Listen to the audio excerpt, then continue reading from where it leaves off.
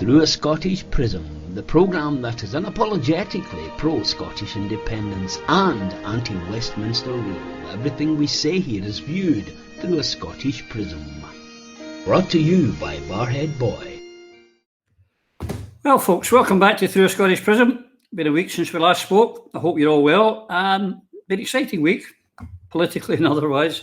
I have to say, I did say to you I'd be talking to you from Dubai. Unfortunately, in the past week, the day before I was to fly out, the youngest granddaughter and my daughter-in-law both tested positive for COVID, so my trip is delayed, and here I am. And again, today we've been affected by COVID. Michelle Ferns was to join us, but she's in isolation and is not feeling too good. Has had a test, but not feeling up to doing this. Iain Lawson, the Paisley Mohawk, is joining me as always for a wee chat and a review of the week. So sit back and relax. Iain, how are you, my friend? Always a pleasure, never a chore. I'm very pleased that I was able to join you and get through this obstacle course to get on this particular programme this week. Oh, yeah. But it's good news to be here. Yeah, it's been the COVID. But we should start with, because the COVID numbers are rising quite dramatically, Iain. In fact, we've got some in Scotland. We've got some of the highest COVID infections now in Europe, if not the world. Yes, quite a worry. It's definitely alarming. I mean, we're up with this week. The latest figures I thought for one day was about 6,700 or so, which is very, very, very high. Of course, I mean, it has steadily increased. I mean, there's some logical reasons for it. The schools going back obviously increases numbers. Yep. But also, I think, Nicola needs to take some responsibility for not closing the border again, because, English tourists. The August holidays. I mean, if you look, there's I think 1 in 3 schools in the Highlands now have COVID outbreaks. Whereas the numbers in the Highlands were very, very low before the English holidays. And it's absolutely soared. Now, nobody can tell me that wasn't forecastable. So, why did we not take measures at that particular time? And it's okay to talk about, people being vaccinated, double vaccinated. I mean, I know people personally this week who had 2 vaccinations who have, been diagnosed with COVID. Yeah, my daughter-in-law, that's what I just talked about at the opening of the show. My daughter-in-law's had 2 Pfizers. And in fact, they were here, as you know, in July visiting me. And they just finished their 10 days, for example. So they had them recently. It's not as if it was a while ago. Yeah. And she's managed to get the Delta variant, I don't know if she got it from my granddaughter or from school. Or I don't know. I really don't know. But they've got it anyway. It's logical. I mean, I don't have that much contact these days because I don't go out as much as I used to. But I mean, I've got contact with my granddaughter, and they've got COVID in her school. So there's definitely risk there, and that's how you introduce it, through kids. But it's very, very worrying. There's no doubt about it. And I mean, one thing that needs to be said: there should be no celebrating in Scotland about how well we've done with COVID, because when you look at other countries, we've not done all that well with COVID. We've done very badly. Yeah, exactly. But I'm talking about going to Greece in September, and I was looking at the COVID figures there. Now, they have double Scotland's population. They're over 10 million. And, they've got half the number of fresh infections that Scotland's having. So, the position in Scotland is not good. No one should be celebrating that we've done such a great job, because we haven't. And we've stuck to this 4 nations approach, which has just been a complete and utter disaster. As far as when you look round the rest of the world, look at nations the same size as Scotland, many with land borders, by the way, on all sides of their country, not, partially an island and really only one land border that you need to worry about. They've all done much better than Scotland. So not something we should be celebrating. So, if I could pull you up, you did say Nicola Sturgeon needs to take some responsibility. Well, that would be a first. It really would. And talking on the 4 nations approach, and to everything, we had a quick reference to it last week when we chatted about how Nicola wanted to have a 4 nation approach to Scotland's oil. But she went further. Her and Ian Blackford, I've got to say, enraged me this week, talking about our troops in Afghanistan, our obligations in Afghanistan. Why is the Scottish Independence Party talking about British foreign policy and British foreign policy mishaps as ours? I'm angered at that, Ian. How does it get you? Well, I mean, this whole argument bemuses me completely. I mean, the fact of the matter, and this is Nicola's big problem, the fact of the matter is that Carbo oil field, she has no say in whether it opens up or doesn't open up. It's the British government that control licensing and operation. So, you know, she does love a soundbite. She does love a soundbite. All the sweet noises to the Greens because she needs them for GRA, but she's got no input to it at all. And the trouble with her talking like this is it gives the impression to people in Scotland that the Scottish government does have some input into our natural resources and their extraction or otherwise. When, of course, the fact of the matter is we have none. It is all controlled from London, all of it. The English Parliament determines what natural resources are extracted in Scotland or and not. How much. Yeah, exactly, and how quickly. You know, so, I mean, for Nicola even to be talking, she should be embarrassed to talk about that subject. Well, no, she should be enraged in the same way we would, but we have no say over our own natural resources. That's what she should be saying. But, I want a four-nation approach. It's embarrassing. That's what a nationalist government should be saying. Correct. We would do things differently. Here's what we would do. Correct. But instead, she kids on, she's got some input into it, which she's got none. None. Oh. But again, we also touched on COP26, which is coming this year, which is another reason why at the beginning of the year when Mike Russell was saying, we can have a referendum by Christmas, was never going to happen because the British government will not allow the distraction of an independence referendum to happen for the COP26, where 190 leaders of the world are arriving, where Boris is going to use it as a big platform for Brexit Britain and the sunny uplands. And they're even bringing up Betty Windsor from her council house at the end, bottom of the mall, to make a speech. And what will Nicola be doing? Holding the door open, Ian. Well, grovelling. I'm not sure if she secured that door yet. That's probably still in Boris's gift. But I mean, instead of using the COP thing as a great opportunity to highlight to the world that Scotland's getting treated like a colony, she's scared to say a word in case Boris removes her completely from the event. And I don't understand. I don't understand the strategy of the Scottish government. I mean, I know people. I'll explain it to you if you like.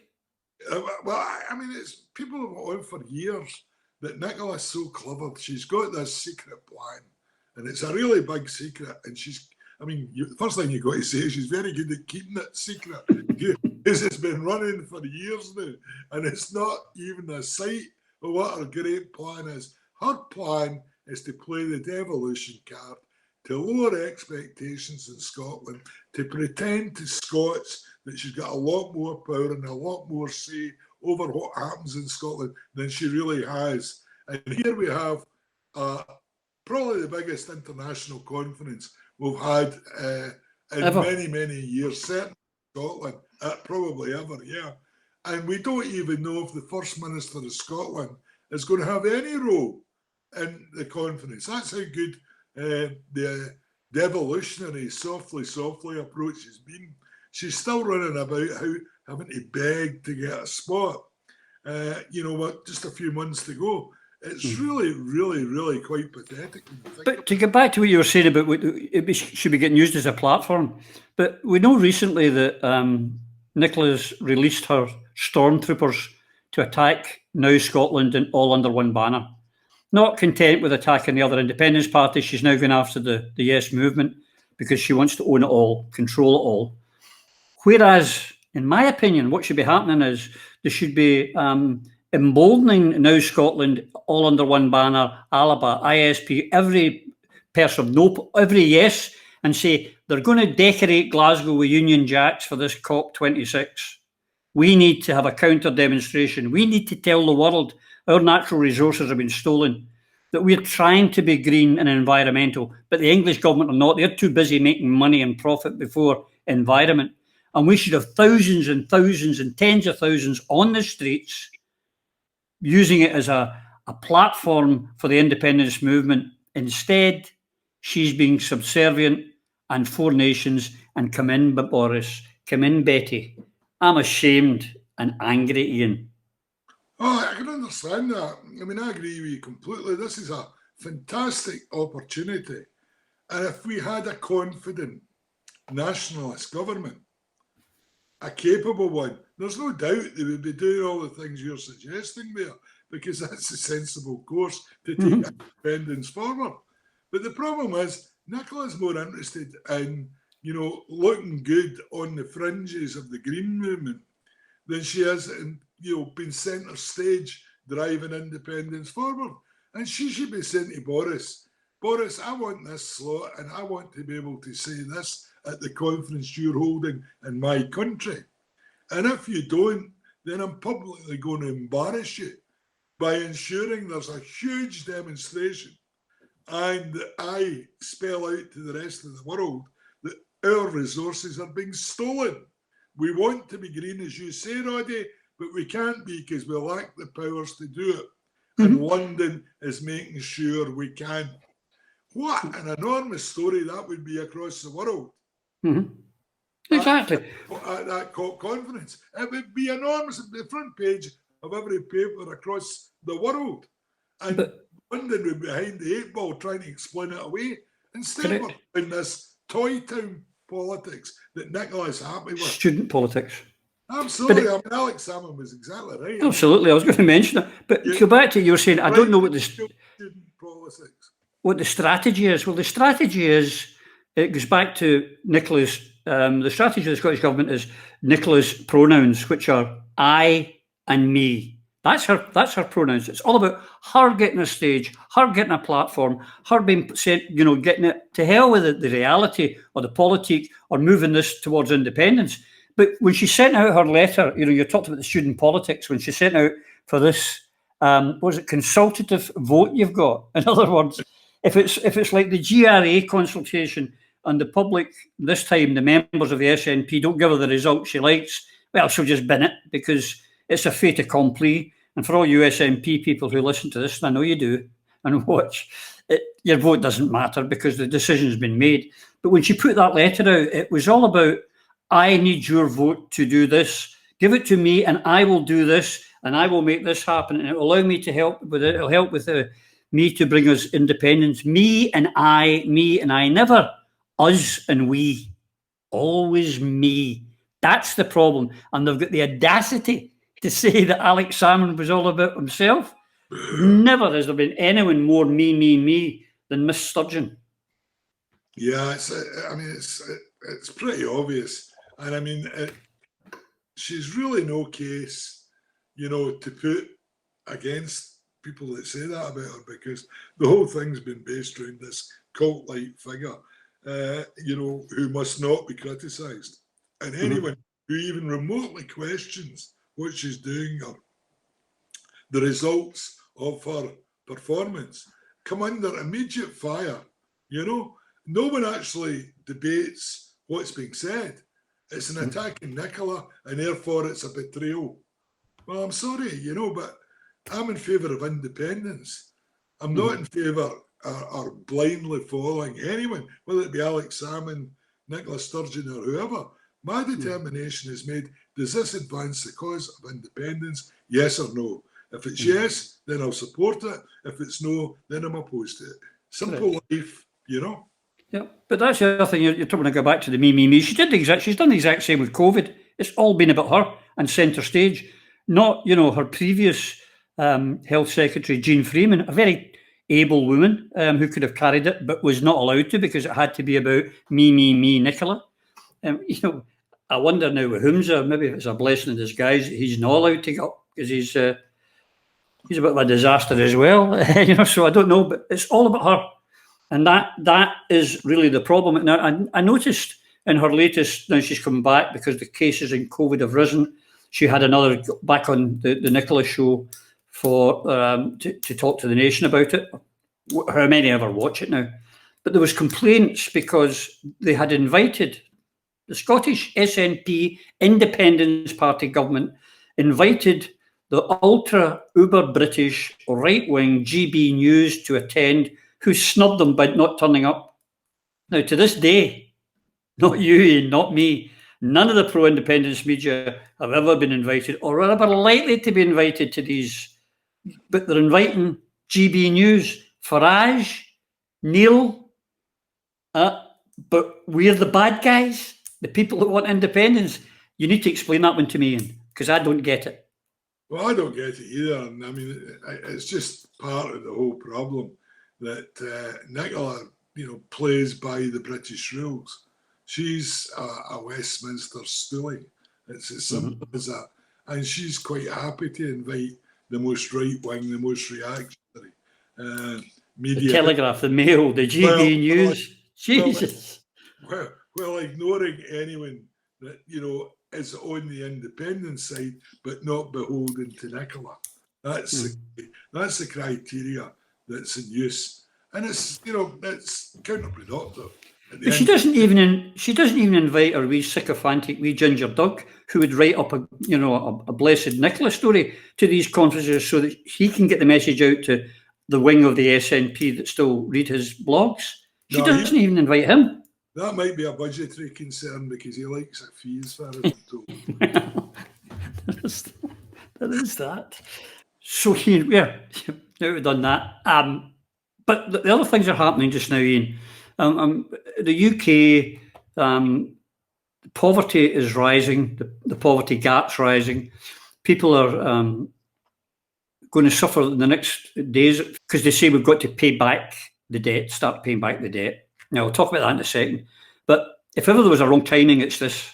But Iain, who are they paying back to? Who have they borrowed from? It's the Bank of England. They've borrowed from themselves. And it's a lie that they perpetrate upon the people that it's as if it's like your house, if you've got to pay back the credit card bill. This is smoke and mirrors and a lie. It's an ideology. It's not an economic reason. Absolutely. Well, I mean, they printed billions and billions, with the John Bull printing outfit. And that's where the money came from. So you're quite correct in saying that it's not like a normal transaction.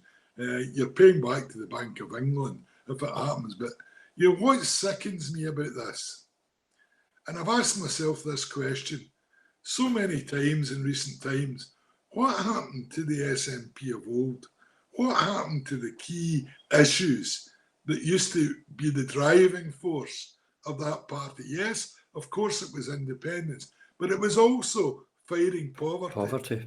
Providing decent housing, trying to create decent schools and education. Now we've got an education secretary whose priority is to put warped sex education into the kids, to allow kids of 4 years age to change their gender at will. Have they never heard about when kids grow up, they like to dress up in other clothes? I mean, I done it. Every kid done it at some stage in their grown-up process. What they would want to do now is, the minute you stuck a dress on at 4 years age, you're definitely a wee girl. Your name's Jimmy, but it's Sally for Monday, and we're not going to tell your ma either, son, Oh, sorry, I made a mistake there. It's no son. Unbelievable. We're not doing anything like as much as we should be doing in housing. I mean, north of Glasgow, Edinburgh, you shouldn't be allowed to build X number of houses without automatically, as part of that development, building a number of houses for social rent, economic rents that are only available to people with a history in the area, the broader area. Because what we're doing at the moment is allowing folk to come in from England, They're building houses that the locals can't afford to buy, and they're chasing the young people out the areas and chasing them away from where their families have lived for generations. Now that's going to have a huge social impact in the future. Yeah. And we need a government that's taking measures to make sure that cannot happen. This government's sitting on the sidelines, denying it's happening, postponing the census. The most suspicious thing I've heard in a long time. You know, while England, Wales and Northern Ireland were able to conduct their census as planned in 2021, the Scottish government postponed it because of COVID. Was there no COVID in England or Wales or Northern Ireland?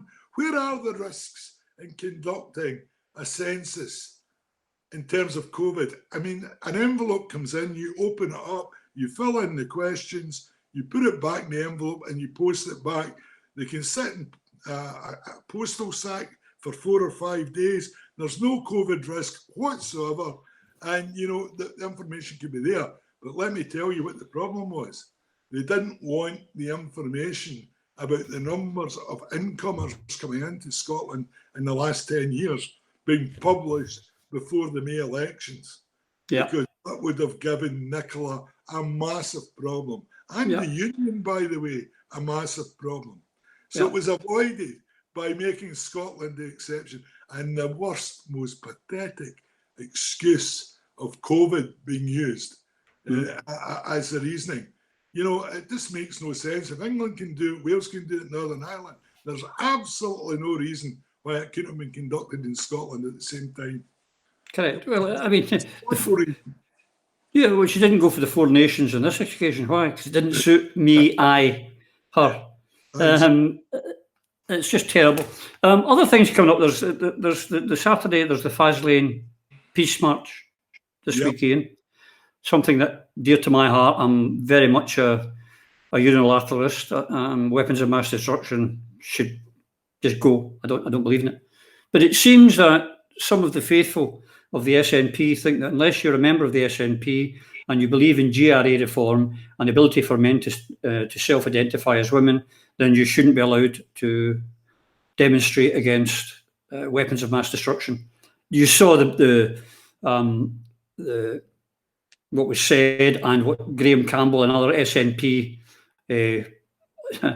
inner circle had to say about rape apologists and transphobes and racists shouldn't be allowed there. It was appalling. Well, it's Graham Campbell for you. You know, it's the SNP as well. Should be on down on him. Yeah, but I mean, you got to ask yourself, what is this guy doing representing or being a spokesman for the Scottish National Party? You know, I mean, his history, his background is just dreadful, absolutely dreadful.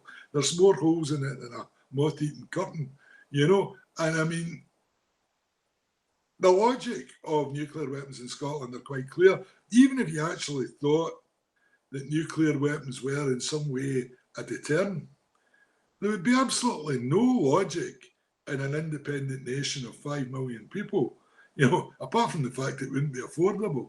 But I mean, it would make no logic at all for that to be the case. So, you know, if you live in Scotland and you believe in independence, then, you know, there shouldn't be a single person that supports nuclear weapons. So, I mean, it's a universal objection Scotland has to it for those reasons. Yep. There's no one more than me who dislikes unionists. But I tell you what, if I was in a peace line demonstrating against nuclear weapons and there was a Tory beside me on one side, a Labour on the other, and a Liberal beside him, I have no problem with that. I disagree with them and everything else. But if they're there to put their shoulder to the wheel against nuclear weapons, then you're welcome. Be there. Yeah. But this, you can't come because you support Alba, so you're not able to come here, is what they're saying. We don't want you here. It's just nothing short of disgusting. What has happened to our country and what has happened to the party that you and I were met of? I think we worked out one time a combined time of about 8 years, and now I don't recognise it. Well, I mean, I'm going to have an article this week that's going to reveal the Thought Police Bible and all the different things that you can be thrown out of the party for in the future. And I mean, this is just another example of it. This is, you know, I don't want to say brown shirts, but it's getting pretty close to it, where you've got to follow this pure ideology that they've written out, which is absolutely corrupt from start to finish, and where the only reason that they're these virtue signalling zealots is because they use it to control others. You know, they're not actually concerned about any of the people that fall into any of these categories where they might be persecuted. This is an enabling tool, this whole hate crime thing. And it's where they can intimidate and shut down debate on anything just by throwing up series of adjectives that look to decry whoever's making the alternative argument. It's a very dishonest form of politics, but it's thriving in the SNP at the moment. And as well as the Unionists, I mean, Union Jack, Alistair Jack, the Secretary of State for Scotland, or Governor General, if you prefer, coming out with his nonsense about the 60%, which incidentally was started by some Unionist MP, a Unionist journalist who gets invited to Nicola's shows every day, and people like Pete Wishart picked up on it. So yeah, we need to be consistently 60%. Why? We need 50% plus one. That's what we need, 50% plus one vote, and we're independent. Where did the 60% come from? It's another nonsense, and they're using it to beat us with our own stupidity, Iain. Well, I mean, it's a hallmark of Nicola's independence campaign, where if there's not a barrier to independence, she's busy going to find one and erect it urgently, you know. So we need a Section 30. No, we don't. We need 60%. No, we don't. You know, it's a failure of ambition, of desire, of commitment to independence. All these things are. I'm old enough to remember the 79 referendum and the 40% rule. Me too. Where people, if they had died or had moved home or were off the register for whatever reason, were counted as a no. Yeah. And as it turned out, a majority of Scots voted yes, Yeah, even though it was a bill that was designed to maximise the no vote. I mean, it was toothless. But Scots still voted for it, and it was dropped because of the 40% rule. Correct. So, you know, ended to introduce arguments about whether Scotland's independence should be dependent on percentages, any other percentages in the vote that's actually cast, is, you know, quite insulting, really, given the history of that situation. Yep, but that's why you and I and a growing number of people are saying, let's not have a referendum. No, we'll never win a referendum. It's not the way to go. Plebiscite elections, every parliamentary election from here on in, plebiscite elections. That's the way to do it. We're coming towards the end, and I've got a couple of things I want to mention. One of them, you wrote a fantastic blog. All your blogs are fantastic, of course, but particularly fantastic blog this week about the SNP accounts. Now, you were in business as I was for many years, Iain. Now, if I was selling you a company and I handed you that set of accounts with the auditor's comments, would you still be keen in buying my company? Oh, frankly, no. You know, I mean, let me just give you a few of the areas. I haven't even started in these accounts yet, but give you a couple of the areas where I'm concerned. For the first time ever, they announced Peter Morell's salary at £79,000. Now, fair enough, that might be the case. However, trying to equate it, the wage bill was £1.2 million. There's 24 employees. That means the average wage in SNP headquarters is £50,000 per year. Nice work if you can get it. Now, if the highest paid person is 79,000, the others must be getting some salary, you know, to get an average of 50,000, you know.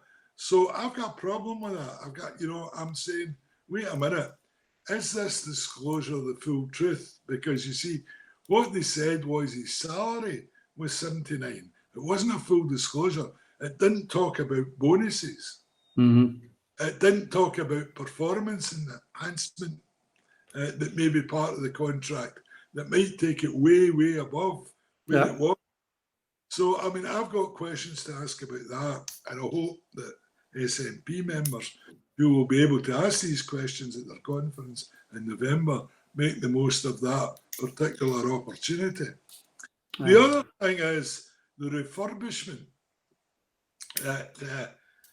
between computers and the refurbishment came to over £600,000. Now, let me remind you again, 24 employees. That works out at about £29,000 per employee for the computer and the refurbishment. Now, I've already been contacted by commercial interior designers, builders, all saying it's quite impossible to spend the sort of money that the SNP are claiming on refurbishment of 2 floors in a building that they don't own, only rent. So, I think these accounts, which are, big flurry of great news and all that, and surplus of over £1 million, to, very quickly when you open the page, the surplus disappears down to £260,000. And that's in a non-election year. And there was other figures that were quite bizarre. I mean, for years and years, raffles in the SNP accounts have brought in round about £150,000 a year. In this set of accounts, for the first time ever, raffles have brought in over £400,000. God, you know how difficult the bloody raffle tickets were to sell. 400. Get yourself to. Well, I mean, I'm just saying, I'm not an accountant, but, I did used to be in charge of the SNP's administration. You go back far enough. And I know for a fact that, the likelihood of jumping from 150,000 to 400,000 profit, unless you get some spectacular prize that, everyone should be talking about, seems pretty unlikely to me. But there you go. And I mean, it's definitely a category. And I mean, the auditors' warnings were very clear and very good. I mean, to be fair to the auditors can only check what they're told. I mean, they're told, here's the income.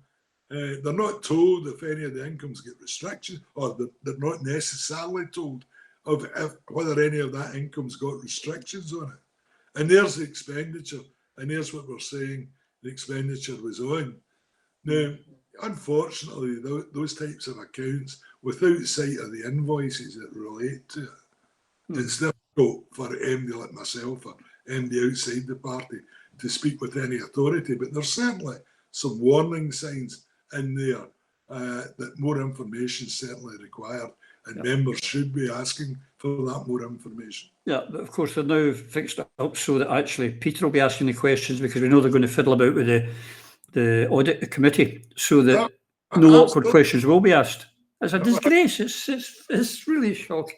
Well, I mean, it'll be quite interesting looking at the NEC, where they're going to find people with the expertise to be able to do financial. They can't find people with expertise and independence. What chance have they got finding accountants? But I mean, there's more to come in that. I mean, yeah, I can imagine. There's more coming this week. We'll look forward to your blogs and that. A couple of things to go, but just before we go, Marion Miller, God bless her wee cotton socks, is at last, after many delays and many legal obstacles, etc., is going to court on Monday. Just as it's been reminiscent of what happened to Craig Murray, delays and putting back and waiting till after an election, waiting 3 months for a result, 5 months for a result, then an appeal, lots of time.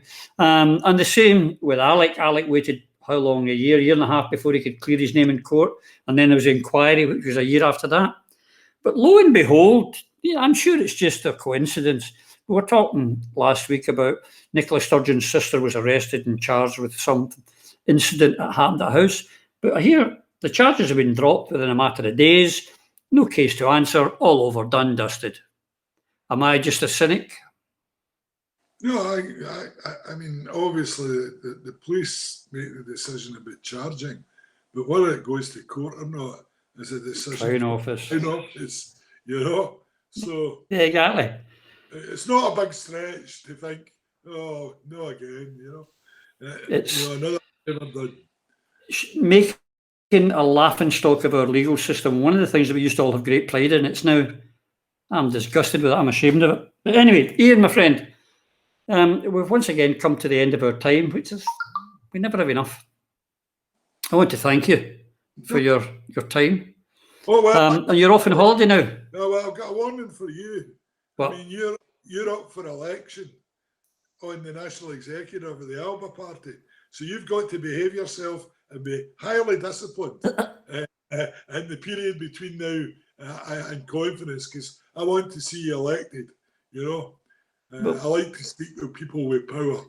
Well, me being disciplined, Iain, me being disciplined, as you know, there's a wee problem there. But I'm not really, well, I don't know if I am. I mean, I've heard that I haven't received enough nominations. I haven't been informed officially, and I don't know what the rules are on campaigning, so I really probably shouldn't mention or talk about it. But yes, my name was put forward by some souls, and I have heard that I have enough nominations to stand for the NEC, and I have allowed my name to, not allowed, I've allowed my name to go forward because I think I have something to offer. But we shall see what happens. But thank you for that. But be disciplined. I hope you do get elected, you know. Nothing wrong with having the power of the media within the organisation. Yes, I think it's safe to say I won't be be as sheepish as the people that are in the SNP NEC, that's for sure. But anyway, young man, you're away on holiday. When do you actually jet out? Early September. Oh, well, you've got a while yet. Yeah. Well, my delayed flight hopefully I'm going to go out on Friday. So next time I do speak to you all, ladies and gentlemen, it will be from, hopefully, Dubai. We'll see. Iain, thanks, buddy. Great to see you again as usual. I'll see you later. No bother. Cheers, Roddy.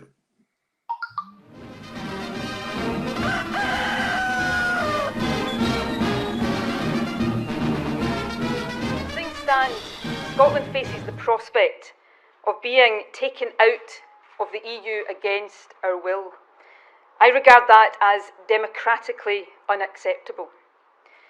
And so there is no doubt that yesterday's result represents a significant and a material change of the circumstances in which Scotland voted against independence in 2014. Secondly, I want to make it absolutely clear today that I intend to take all possible steps and explore all options to give effect to how people in Scotland voted. In other words, to secure our continuing place in the EU and in the single market in particular. Cabinet. Lastly, let me address the issue of a second independence referendum. The manifesto that the SNP was elected on last month said this: the Scottish Parliament should have the right to hold another referendum if there is a significant and material change in the circumstances that prevailed in 2014, such as Scotland being taken out of the EU against our will. Scotland does now face that prospect.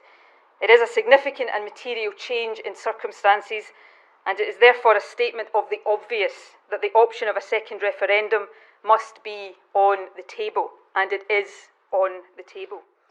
We will begin to prepare the legislation that would be required to enable a new independence referendum to take place if and when Parliament so decides.